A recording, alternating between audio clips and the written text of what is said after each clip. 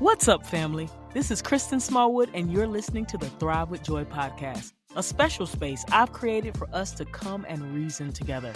Each week, I share life lessons and stories that challenge our perspective on how we're managing the relationships with ourselves, God, and others.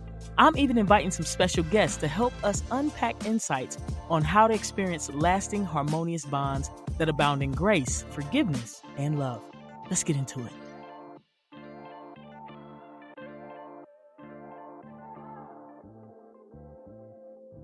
What's up, family? Thank you for joining me back in the room for another episode.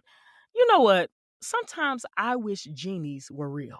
Like, I wish there was really an opportunity to have at least 3 wishes granted of whatever your heart desired. Have you ever thought about what you would ask for if you were granted a wish? Like, there's always this toss up of whether you should wish to correct something from your past, enhance your current life, or try to control what would happen in your future. Like, I think if I had an opportunity, I would probably use each wish to address all 3 of these periods: my past, present, and future. Like, it may seem crazy to ask for a wish to address your past, but if I'm going to have something magical happen, I want it to go towards correcting something that is seemingly impossible. Get the most out of the wish. Like, I would wish I could go back and delete the day I signed that student loan agreement, okay? Or better yet, take me back to the day when gas was $1.25 a gallon. That was a good day. No, now that I think about it, I don't want either one of those. I think what I would actually prefer is to just give me one more day with all of my loved ones who have passed away. One more opportunity to have that conversation we didn't get to have. Catch them up on all the things they missed and just remind them of how important they were to me, especially my maternal grandmother. I really want to tell her how much I regret not coming home the weekend she passed away. I thought I'd get a chance to see her again, but things didn't quite play out like that. So here's what happened. It was Labor Day weekend. I was a few years out of college and living almost 4 hours away from my hometown. I hadn't been home in several months because I was busy adapting to real adulthood. Like, I had an apartment. I was just getting used to paying real bills and still trying to have a social life. So my trips home had become so much more infrequent than they were in the previous years. But my maternal grandmother grew up in a home with me, so we had a very, very special bond. I called her multiple times a week just to check in and make sure that she was good. On this particular weekend, I was scheduled to come home for the holiday, and we were both excited about the fact that we would finally get to talk in person after several months of not seeing each other. The problem was, I had been sick all that week, battling with what I felt was the flu. Now, I had already told my grandmother I was coming home, but she could also tell in my voice that I hadn't been feeling well. So every time we talked, she would ask me again what time I planned on being there, because she was trying to confirm that I was still going to make the trip.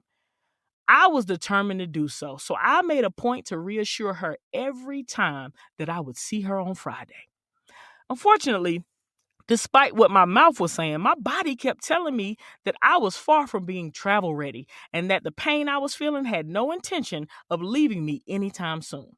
Like, what I didn't know was that while I was in my apartment fighting my own war, my grandmother was at her home secretly fighting her own. It wasn't until I talked to my mom that I learned that my grandmother hadn't been feeling well that week either. And she'd been having stomach issues or lost her appetite. I was shocked to hear this news because I had been talking to her all week and never once had she mentioned that she was going through anything. So I called her and I'm like, Grandma, why didn't you tell me you weren't feeling good? She was like, oh, I'm fine. Ain't nothing wrong with me. My stomach has been a little upset, but there's nothing to worry about. So I'm asking her, are you sure? Are you sure you're okay? She's like, yeah, I'm fine. So I take her at her word. But I'm also more anxious now than ever to get home and see for myself. So I'm taking my medicine and I'm praying all week, hoping that I'll feel better by Friday so I can get on the road and go and see my family. But this flu is not letting up. I mean, I had chills. I had a migraine that wouldn't quit. I couldn't sleep. I had taken everything the doctor had prescribed, plus some, and it still wasn't working. I had started combining medication. I was trying to find home remedies to help me get some relief, but nothing was helping me. So Friday comes, and despite how I felt, I had managed to pack my bags and load them into the car. So I'm sweating. I mean, I feel like death warmed over, but I'm like, I have to make this trip. I have already told my grandmother and my mom that I'm coming, and I don't know when I'm going to get back there if I don't go this weekend. So I'm determined to press my way. So I get up the street to the gas station, and I'm sitting there at the pump thinking to myself, there is no way I'm going to make this 3.5 hour trip like this. I mean, I was a mess. I realize I am not in the right headspace to make a sound decision about whether I should press on and keep driving or turn around and go back home. So I call my stepmom, who I know will help me think through the best next move in this situation. So I lay out the scenario for her, and I'm like, I am sitting here at this gas station right now, and I know I have a fever because I can't even feel my face. I've been taking medicine all week. I finally got an updated prescription filled from my doctor, but I just started taking a regimen today, and I already told my grandmother I was coming home. She's going to be looking for me. What do I do? And in true form, my stepmother doesn't tell me what to do. She lays out all of the options for me and lets me make my own decision. She's like, listen, if your grandmother is sick, then she is already vulnerable. And you going in there with whatever you got going on will make her even more compromised. So you have choices. You can head back home and take this weekend to allow yourself to get better while also letting her heal without being subjected to your additional germs. Or you can spend the next 3.5 hours driving miserably and run the risk of making both of you sicker. The choice is yours. I was like, well, when you put it like that, I mean, clearly there's only one path that I can take. So I called my grandmother and I explained the situation. I could hear the disappointment in her voice, but there was also some understanding there, right? She wanted to see me, but she also wanted to make sure that I felt better. So I promised I was going to come home the following weekend. I felt peace about the decision. The next night, I was sitting on my couch watching TV, and I get the call from my brother that my grandmother has passed away.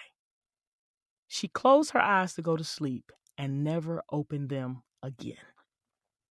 My initial emotions were shock and regret. All I could think was, if only I had went home. If only I had been there. If only I had pressed past my feelings and made the trip. I wanted to be there. I intended to show up for her when she needed me the most. I had no clue that that was the moment. Let's be clear. There is nothing I would have been able to do to change her fate. But that still didn't keep the guilt from rushing over my heart like a waterfall. Have you ever had that moment when regret kicks you in your chest like a wild mule? We have all had our share of if only stories, right? If only I had pursued the career that I really wanted. If only I had left that toxic relationship sooner before I started to lose myself. If only I had spoken up sooner on a situation that caused me and other people trauma and trouble. If only I didn't care so much about what other people thought of me. If only becomes the summons for some magical genie we wish would come and provide us with an alternate reality to the one we're now living and give us an opportunity to escape the regret that has so quickly consumed us. But like I said, genies, they aren't real. What is real is this complex, unavoidable emotion that fills us with sorrow and disappointment and guilt. Like regret can come in the form of commission when we do something that ends up being a mistake, or omission when our failure to take action becomes a mistake. Regardless of what form it shows up in, it hits hard and heavy. If we aren't careful, we can allow regret to keep us from living the life that we deserve to have. How can you maintain satisfaction and fulfillment in life when you're grappling with the sting of regret? Here are a couple things I learned about pursuing contentment in the face of regret. The first thing I learned about overcoming regret is that you have to forgive yourself for the things you did or didn't do. Living with regret and unforgiveness is like mixing baking soda and bleach. it's a recipe for disaster. The saying is that hindsight is 2020, or in other words, it's always easier to see the best course of action after the fact. You know why that is? Because you typically have more information after the fact. The details aren't always readily available to you in your time of decision making. You need quality information in order to make quality decisions, and we don't always have that at our disposal. So we try to make the best decisions we can with the information we have, and sometimes that shoddy information leads us to make decisions that fall short from aligning with our values, our goals, and our intentions. I was having a conversation with someone, and they were telling me about all of the regrets that they had as a parent and how they wish they had have taught their kids how to be more financially responsible and compassionate for others, and spent more time listening to their kids to understand their passions and interests instead of just telling them what to do all the time. They had this laundry list of regrets about all of the things they feel like they failed to provide their children. They said, if I knew then what I know now, I would have done things so much differently. And I had to remind that person that that was the whole point. You didn't know what you didn't know. You provided guidance to your kids based on the knowledge and the experience you had consumed from life up to that point. And specifically for that person, they had their kids when they were young, in their late teens and early 20s. So they were growing up with their children, learning the world and trying to navigate it as a young adult and as a parent. I asked them, at what point would you have taught your children all these things if you were just learning them yourself? You are putting an unreasonable amount of pressure on yourself to show up in a way that you were not equipped to show up. When I was in college, I worked part-time at this collection agency for like 2 semesters, and we made cold calls on behalf of the local hospitals and doctor offices to people who had outstanding medical debts and tried to get them to clear the debt or set up some type of payment plan. Now, some of the people we were calling were like on Medicaid and Medicare, but they still had outstanding bills in the upwards of $20,000 and $30,000. Like they weren't expecting to have to pay these medical expenses. They thought their procedures were covered. And they were quick to tell me how I was wasting my time calling them because they didn't have the money. And of course, we had a script with lines that we were supposed to say when they made certain comments about not being able to pay. I used to laugh because they would curse me out and call me all kinds of names as if I was the person who was charging them for the services. I was like, hey, I just work here. I'm just the messenger, okay? I used to get the same comment over and over again, as if they had their own script that they were reading from. I would go through my whole spiel about how they needed to make a commitment to try and clear the debt and how ignoring it would only negatively impact their credit and blah, blah, blah. It never failed. By the end of my shift, I always had at least one or two people who would say the same thing to me. They'd be like, ma'am, I hear what you're saying, but you can't get blood from a rock. In other words, I can't give you what doesn't exist. I can't make this money appear any more than I can make blood appear inside of a rock. They were saying to me it was unreasonable for me to expect something from them that they didn't have the ability to give. That's the same theory that applies when it comes to regret. Sometimes the information you need to make a better decision or to share more knowledge, you just don't have access to it. So you can't use it to help resolve your issue.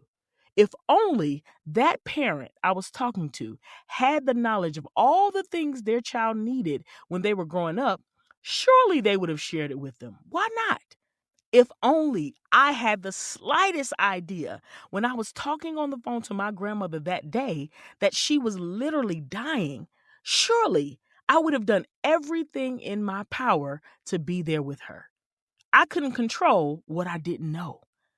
Now, sometimes the issue is not that we lack information. It's that we lack the maturity and the wisdom required to apply that information in the most effective way. We have all been guilty of making poor decisions, even when all of the information has been clearly laid out for us.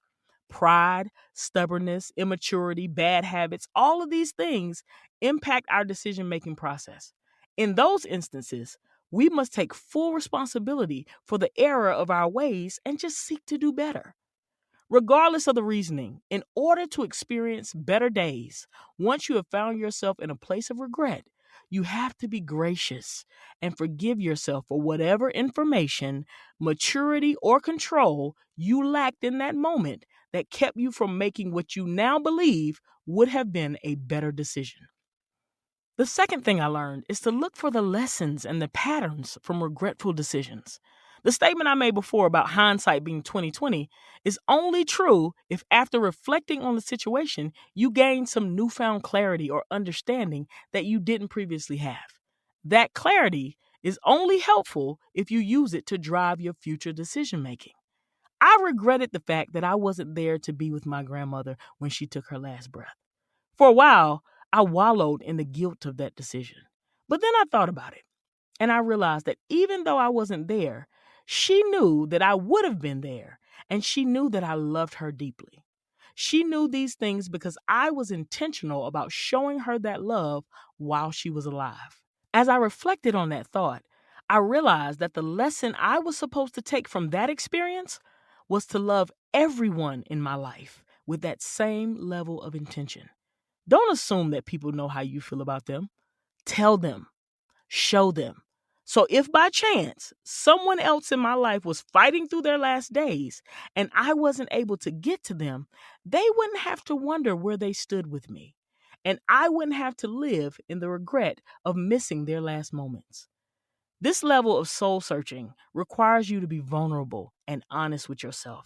A lot of the regret we experience in life has more to do with the decisions we didn't make instead of the ones we did. You didn't pursue that job opportunity when you had a chance, right? You didn't go to that school you really wanted to go to. You didn't leave that relationship when you realized it wasn't serving you. You didn't start that business, even though the idea of it kept resurfacing in your head. You didn't try to make amends with that person when you knew you had done them wrong. All of these missed opportunities come with their own lessons.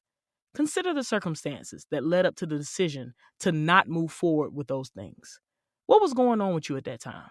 Were you battling with fear, insecurity, or just general doubt about things working in your favor? How many times have you allowed those things to hinder you from trying something new? Where's the pattern? How did not moving forward with these opportunities impact your life? What did you sacrifice when you made whatever decision you're currently regretting? Were those sacrifices worth it? You have to count up the costs. Every decision comes with some type of trade off. Once you've fully considered how your past decisions have impacted your life, you can better determine whether it makes sense to use that same approach in the future. The fact is, everyone gets older, but not everyone grows up.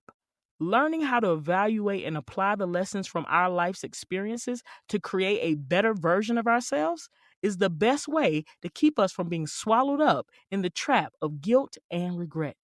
Which leads me to the last thing I learned when I'm staring in the face of regret, and that is you still have to find a way to move forward. Ultimately, you can use regret as a weight or a wing.